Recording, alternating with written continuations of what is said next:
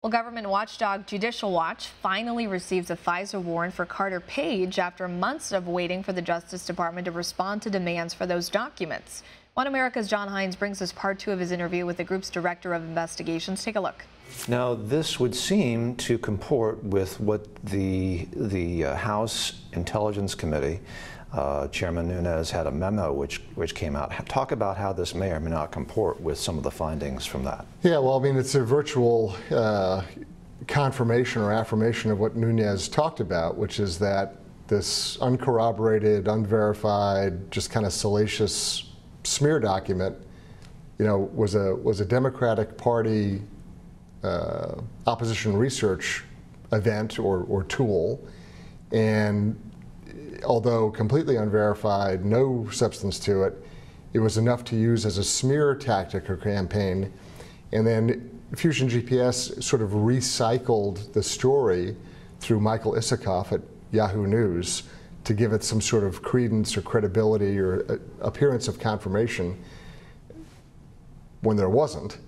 And then, this is sort of stacking the playing cards, the paper, playing cards on top of each other, hoping that it resembles a building or yes, there's some foundation to it.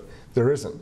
But nonetheless, it was used as a device, as a technique to get a FISA warrant and to keep the Russia hysteria going.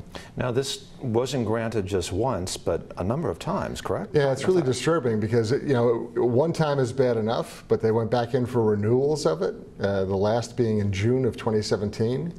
And, repeating the same false narrative, the same sort of boilerplate language over and over again, doesn't paper it up, doesn't corroborate it, just if you keep saying it over and over again.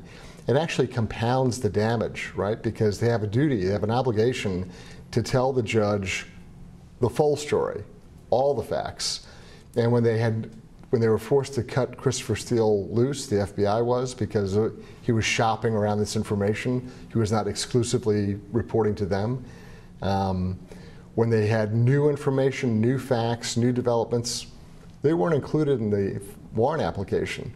They simply regurgitated what they had done before without clarification, without updating the information, and compounded the damage, not just to the country, to Carter Page, to the Trump campaign, to themselves, right? To the agents involved, to the DOJ attorneys involved.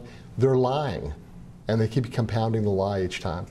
Based on lies, but there's a policy or a thing in intelligence called, in FISA court, I guess, the 2-hop warrant, which I guess refers to having a warrant on someone, but then if they come in contact with someone else, you then have the basis to track them. Potentially, that's what they were doing here. Talk a little bit about that, possibly. Well, if a warrant uncovers unlawful activity or essentially confirms itself, right, in the sense that you've gotten a warrant, the subject of that warrant you can prove was engaged in unlawful activities, and that leads you to a second or third or fourth suspect, well, then that serves as the probable cause to continue the activity. None of that's discussed in the warrant applications, and there's huge redactions that are made in the application itself. Most of it is a redaction. And we need to see that, and I would urge them to come forth with it, because withholding it doesn't do anything for anybody. The American people at this point deserve to see the whole thing.